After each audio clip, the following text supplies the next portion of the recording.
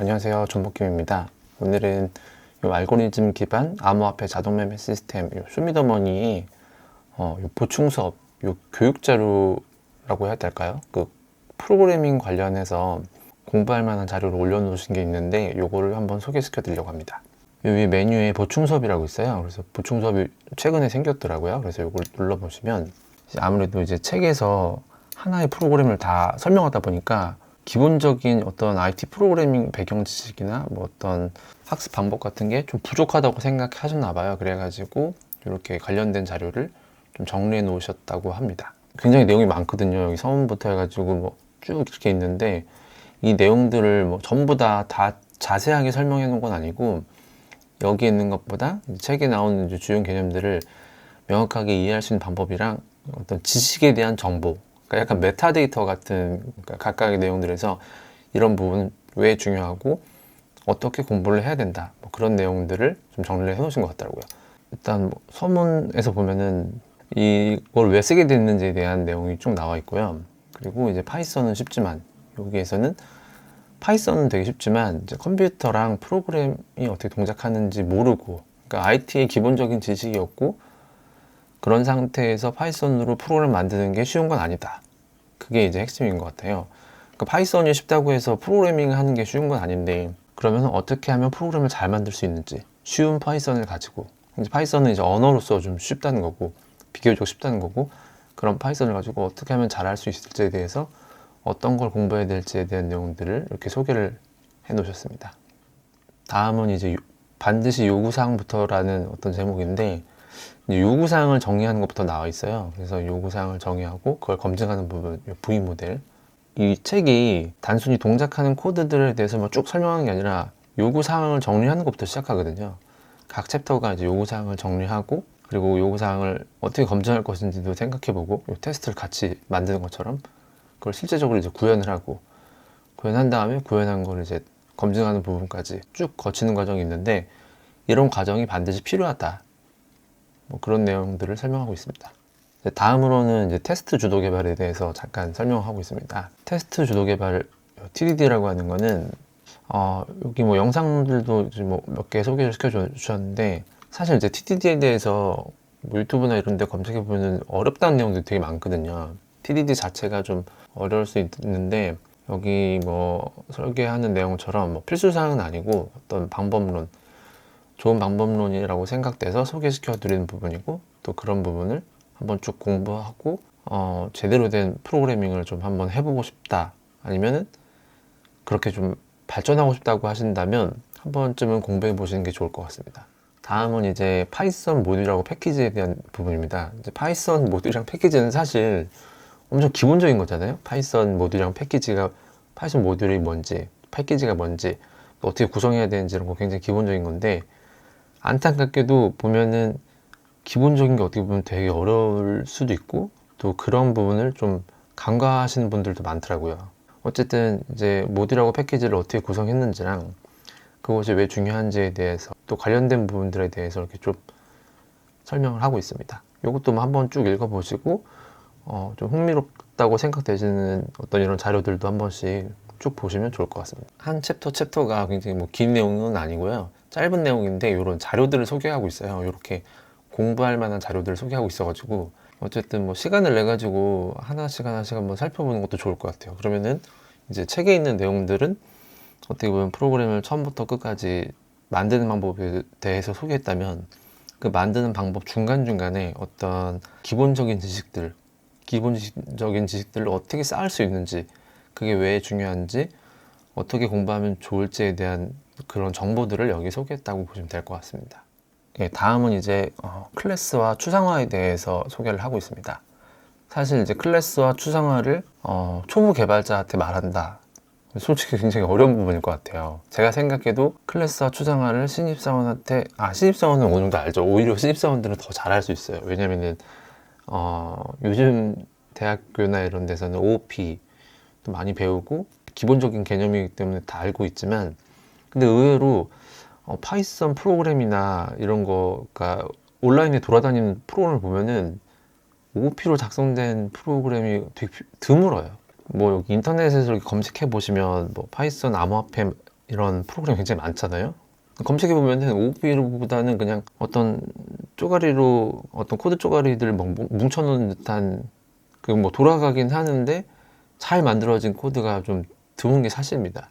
그리고 완성된 프로그램으로 제공되는 것도 더 드물어요. 물론 있어요. 완성된 프로그램으로 제공돼 가지고 오픈소스화 돼 가지고 꾸준히 개발되고 있는 프로젝트들도 있습니다. 어쨌든 이제 그런 프로젝트를 보면은 잘 유지 보수되고 길게 가는 프로젝트를 보면은 이런 어떤 애플리케이션 레벨에서는 OOP를 굉장히 많이 쓰거든요. 그런 이유들에 대해서, 그리고 OOP에서 중요한 어떤 클래스나 추상화 관련 개념들에 대해서 이렇게 쭉 설명을 하고 있어요. 왜 이런 게 중요한지, 왜 그렇게 했는지, 또 객체 지향 프로그램을 왜 해야 되는지에 대해서 뭐 간단하게 설명을 하고 관련된 자료들도 이렇게 쭉 소개하고 있습니다. 예, 다음은 이제 스레드와 워커 그리고 루프에 대한 내용입니다. 뭐 굉장히 많은데 사실 이런 거를 뭐 정리해가지고 공개한다는 것 자체가 좀 굉장히 좋은 것 같아요. 여러 사람들이 한 번쯤은 생각해 볼 수 있고 책에 나온 내용들 중에 좀 의미 있고 한 번 더 공부해 볼 만하다고 생각되는 내용들을 정리해 준 것만으로도 독자들이나 쇼미더머니를 사용하신 분들 한번 이렇게 쭉 보는 것도 좋을 것 같습니다. 스레드와 워커에서는 이제 워커가 쇼미더머니에서 스레드를 랩핑한 래퍼 클래스잖아요. 이제 사용하기 쉽게 만들어 놓은 래퍼 클래스라서 사실 쇼미더머니에서는 스레드를 직접적으로 안 쓰고 이 워커를 쓰고 있죠. 그리고 이 워커 내에서 루프도 같이 사용하고 있고요. 그런 컨셉에 대해서 이렇게 쭉 설명을 하고 있습니다. 여기 나와 있듯이 이제 스레드가 역시 초보 개발자한테는 좀 어려울 수 있어요. 스레드 자체가 어렵죠. 왜냐면 스레드 자체가 어렵다는 거는 컴퓨터 구조를 잘 모른다는 거예요. 그렇잖아요. 그러니까 스레드나 그 프로세스에 대한 개념이 없이 이렇게 하면 헬로 월드 찍을 수 있고 이렇게 하면 버튼 만들 수 있고 이렇게 하면 웹에서 데이터 가져올 수 있어, 크롤링 할 수 있어, 그런 식으로만 공부하다 보니까 자연스럽게 이제 스레드나 프로세스, 클래스, 뭐 데이터 구조 이런 원론적인 얘기가 나오면 그거에 대해서 굉장히 좀 어려워하는 부분이 있거든요. 근데 그걸 모르고 제대로 프로그래밍을 할 수가 없어요. 왜냐면 결국에는 이제 그냥 처음에는 하나 동작하는 어떤 조각을 만들 수 있죠. 근데 그런 것들을 모아가지고 그 어떤 작은 모듈을 모아가지고 큰 프로그램을 만들어야 되는데 그 프로그램은 되게 효율적으로 돌아가야 되잖아요. 그리고 유지 보수도 쉬워야 되고, 그러려면 결국에는 스레드나 멀티프로세스는 안 쓸 수도 있지만 어쨌든 그런 기본적인 구조, 컴퓨터가 어떻게 동작하는지에 대한 기본적인 원리 같은 거에 대해서 알고 있어야 됩니다. 그래서 여기서는 이제 스레드를 랩핑하고 있는 워커, 또 워커에서 사용하고 있는 루프랑 메시지 큐, 그런 것들에 대해서 설명을 하고 있습니다.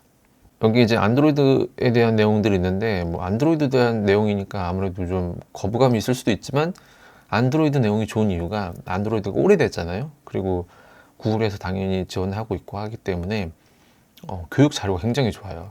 그러니까 뭐 스레드나 워커, 루프 이런 메시지 큐 이런 거는 이 그림 자체가 아마 안드로이드 소개된 내용들일 것 같은데, 그래서 관련된 컨셉, IT 관련된 컨셉이나 뭐 아키텍처, 디자인 패턴 이런 내용들이 안드로이드에 굉장히 좋은 게 많거든요. 그래서 굳이 내가 안드로이드 앱을 만들지 않다고 하더라도 한 번쯤 뭐 관심을 가지고 뭐 보셔도 좋을 만한 내용들이 많이 있습니다.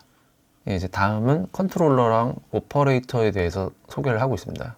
사실 컨트롤러랑 오퍼레이터는 이 모듈 중에 하나인데 굳이 이거를 설명하는 걸 한번 쭉 읽어보니까 어떤 IT 컨셉을 설명하기보다는 이걸 왜 나눴는지에 대한 아키텍처링을 왜 이렇게 했는지에 대해서 좀 근원적으로 설명하고 있더라고요. 이런 것까지 고민하고 어떤 설계를 해가지고 프로그래밍을 하는 정도가 된다면 어떻게 보면 프로그래머로서는 어떤 상당히 좀 경험도 많이 필요하고, 책에 있는 쇼미더머니 프로젝트에 있는 하나의 모듈을 가지고 이거 왜 이렇게 했는지, 또 이게 어떻게 했을 때 더 좋았을까 라는 걸 한번 고민해 볼 수 있는 부분이라서 한 단계 더 발전하고 싶다고 하면 정말 좋은 내용인 것 같습니다. 이제 그 다음이 이제 챗 GPT랑 애널라이저에 대해 설명을 했는데, 이제 애널라이저가 아무래도 이제 그래프 그리고 이런 부분이잖아요. 근데 이제 그래프 그리고 이런 부분을 사실 확장성이 되게 높잖아요. 왜냐면 내가 그리고 싶은 그림이나 어떤 내가 좀 확인해 보고 싶은 데이터들을 좀 시각화하거나 그런 것들을 할 수 있는데, 그래서 여기도 나와 있지만 다른 모듈들이랑 의존성이 매우 낮고 독립적으로 구동이 가능하게 가장 심플한 모듈이기도 하고 또 확장성이 또 높죠. 그래서 여기 뭐 코드들이 이렇게 있는데 여기 보면 챗GPT에 대해서 설명을 하고 있어요. 이게 왜냐면 요즘에는 이게 챗GPT가 워낙 이제 글을 잘 써주잖아요. 아니 코드도 잘 뱉고 글도 잘 써주기 때문에 애널라이저에서 원하는 것들 이런 것들을 이제 챗GPT를 이용해서 많이 그릴 수가 있어요. 그림도 그릴 수 있고 사실 뭐 애널라이저라고 했지만 애널라이저 말고 전략, 스트래티지에서도 챗GPT를 많이 활용할 수 있죠. 그래서 챗GPT를 활용해 가지고 애널라이저를 좀 발전시키는 방법, 그런 부분에 대해서 소개하고 있습니다. 다음은 여기 REST API랑 오픈 API에 대해서 소개를 하고 있습니다.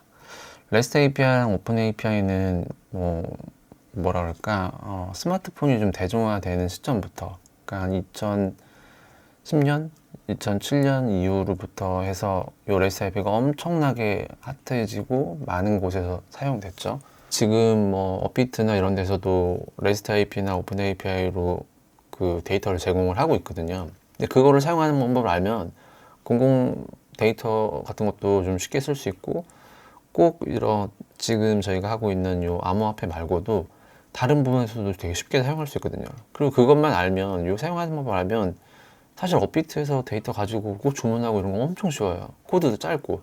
어쨌든 이 RESTful API에 대해서 한번 공부해 놓으면 API를 바로, 그러니까 진짜 실제로 그 프로그램에서 플랫폼 API 쓰듯이 사용할 수 있으니까 한 번쯤 공부해 보시는 것을 추천드립니다. 여기서도 이제 그런 내용들을 소개하고 있습니다. 다음은 이제 좀 원격 컨트롤러에 대해서 설명하고 있는데, 레이어가 있고 컨트롤러, 오퍼레이터, 코어 레이어가 있는데, 코어 레이어는 각각의 모듈이고 이 각각의 모듈을 사용해서 오퍼레이터가 실제로 프로그램을 동작하죠. 실제로 프로그램 동작하는데 이 컨트롤러가 어떤 사용자의 반응, 사용자의 어떤 커맨드를 상대하는 거거든요. 시뮬레이터나 컨트롤러, 주피터 컨트롤러, 텔레그램 컨트롤러. 제일 많이 쓰는 게 텔레그램 컨트롤러겠지만 그래도 나머지도 이제 각각의 이제 의미를 가지고 있죠. 왜 이렇게 구분을 했는지, 그런 것들에 대한 또 아키텍처에 대한 고민이고, 또 그 고민에 대한 내용들을 이렇게 각각에 대한 설명들에 대해서 쭉 한 번 더 설명하고 있네요. 그 다음이 이제 데이터베이스랑 레포지토리. 사실 레포지토리는 이제 레포지토리 패턴이죠. 레포지토리 패턴이 여기 있는데, 레포지토리 패턴이 디자인 패턴 중에 하나입니다. 그래서 뭐 디자인 패턴 이걸 왜 쓰는지 그런 부분들에 대해서 나오는데, 사실 이 데이터베이스랑 레포지토리 패턴은 항상 거의 같이 다닌다고 봐도 될 것 같습니다. 그만큼 이제 둘이 같이 많이 사용되고요. 왜냐면 이제 데이터베이스라는 것 자체가 리모트가 있고 로컬도 있고, 또 아니면 이제 페이크 테스트를 위해서 페이크 데이터베이스를 쓸 수도 있고, 그런 어떤 데이터베이스를 이 실제 비즈니스 로직에서 디펜던시를 끊어주기 위해서 사용할 때 이제 레포지토리가 유용하게 사용할 수 있는 거죠. 타이틀리 커플링 된 것들을 좀 사전에 방지하는 역할을 하고 있죠. 그런 부분에 대해서 소개를 하고 있습니다. SQLite는 뭐 다 아시겠지만 요 SQL 그 파이썬에서 사용하고 있는 데이터베이스고, 여기 있네요. 이제 레포지토리 패턴은 어떤 형태인지, 그리고 그것을 어떻게 사용할 수 있는지에 대해서 설명을 하고 있습니다. 여기 그림도 이제 보면은 안드로이드에서 기본적으로 사용하는 패턴이라고 하는데, 아까 말씀드린 것처럼 안드로이드에서 워낙 이런 것들이 이미 좀 많이 고민이 되고, 어떻게 하면은 앱 개발이나 프로그램 개발을 좀 효용성 있게, 그러니까 효율적으로 할 수 있을까에 대해서 고민도 많이 하고, 그런 것에 대해서 베스트 프랙티스로 많이 나와 있기 때문에 그런 것들에 대한 소개 자료가 많아요. 그러다 보니까 자연스럽게 이런 거를 설명할 때 그 안드로이드 예를 들게 되는 거죠. 그래서 어쨌든 한번 쭉 살펴보시는 것도 좀 좋은 것 같습니다. 이제 간단하게 하려고 했는데도 되게 기네요. 이게 마지막으로 이제 멀티 프로세싱에 대해서 이제 소개를 하고 있습니다. 멀티 프로세싱은 이제 스레드랑 프로세스의 차이를 일단 아셔야겠죠. 당연히 알아야 되는 거고, 당연히 알아야 하는 이유는 내가 만든 코드가 어떻게 실제로 그 기계에서, 컴퓨터나 아니면 핸드폰이나 아니면 어떤 서버나 클라우드에서 어떻게 동작되는지를 알아야 되거든요. 그러지 않으면 이거 내가 어떻게 동작하는지를 모르는데 어떻게 그걸 짜겠어요. 그 코드를 짠다는 것 자체가 저희가 CPU를 동작하는 명령어들을 집합시키는 것이 프로그램인 거잖아요. 어쨌든 이제 결국에 그러면 스레드랑 프로세스는 그 CPU나 프로그램이 어떻게 구동되는지 부분에 대한 설명이라고 볼 수 있고, 그걸 잘 알고 나서 이제 동시성과 병렬성에 대한 고민을 하게 되죠. 동시성과 병렬성은 어쨌든 효율적으로 최대한 여러 가지를 효율적으로 해야 되는데 어떤 일들은 이 동시성, 컨커런시를 이용해서 할 수도 있는 거고 어떤 일들은 병렬성이 필요한 일들이 있는 거죠. 그래서 이제 각각에 대해서 소개를 하고 있고 그러면 이 동시성과 병렬성의 작업들, 동시성이 필요한 작업, 병렬성이 필요한 작업 이런 것들을 어떻게 할 수 있는지에 대한 것에 대해서 고민을 해봐야 되는데 이때 중요한 게 파이썬에는 길이라는 게 있어요. 글로벌 인터프리터 락이죠. 글로벌 인터프리터 락 때문에 안 되는 부분들에 대한 제한에 대해 설명을 하고 있고 그것 때문에 이제 멀티 프로세싱, 그러니까 병렬성을 달성하기 위해서는 반드시 멀티 프로세싱을 해야 된다라는 부분을 소개하고 있습니다. 이거는 뭐 파이썬을 한다, 조금 잘한다라고 하면 무조건 알고 있어야 되는 거죠. 조금 잘한다, 사실 초보도 알아야 돼요. 왜냐면은 자기 프로그램 그냥 하나 딱 돌려보고 마는 게 아니잖아요. 뭐 당장 좀 생각이 좀 많아져가지고 여러 개의 코인을 뭐 동시다발적으로 돌린다거나 여기 책에 나온 것처럼 시뮬레이션을 돌린다거나 할 때는 멀티 프로세싱이 필요할 수밖에 없거든요. 그래서 기본적으로 당연히 알아야 되는 부분이다 이렇게 좀 설명을 드리고 싶습니다. 그래서 여기 나온 내용들, 개념들 이런 걸 한번 여기 나온 자료들도 보시고 뭐 필요하다고 하시면 인터넷에서 더 찾아서 좀 공부해 보시기를 좀 추천드립니다. 좋은 프로그램 만드는 거 쉽지 않다. 파이썬은 쉽지만 좋은 프로그램 만드는 거 쉽지 않다. 한글이 배우기 쉽지만 한글로 소설과 연설문을 쓰는 것은 결코 쉬운 것이 아니다. 어렵지만 어려울 수 있지만 그래도 그나마 파이썬이 쉬우니까 그나마 한글이 쉬우니까 한글로 어떤 소설이나 어떤 작품을 써보고 싶은 것처럼 쓸 수 있는 것처럼 파이썬으로 이제 좋은 프로그램 만들어 보시고 또 좋은 개발자가 한번 돼 보시기를 응원하는 마음으로 이 글을 소개시켜 드렸습니다. 이런 포맷은 요 코드랩이라고 하거든요. 구글에서 구글 I/O에서 예전에 쓰던 건데 이게 사실 모의 투자 가이드 여기도 이제 코드랩으로 돼 있고 요거 말고도 여기 코드에 보시면 코드랩을 몇 개 더 소개하고 있어요. 여기 요거 눌러가지고 직접 한번 이렇게 쭉 살펴보시는 것도 도움이 될 수 있습니다. 오늘은 암호화폐 자동매매 시스템 요 쇼미더머니의 보충 수업 자료 새롭게 업데이트된 이 보충 수업 자료에 대해서 간단하게 소개를 드렸습니다. 간단하게 한다고 하면서 오늘 좀 길어졌는데 어쨌든 이 내용을 바탕으로 해서 많은 분들이 파이썬에 좀 흥미를 갖고 또 프로그래밍에 흥미를 갖고 좋은 프로그래머로서 한 단계 더 성장하실 수 있기를 바라겠습니다. 오늘은 여기까지 하겠습니다. 존버 킴이었습니다.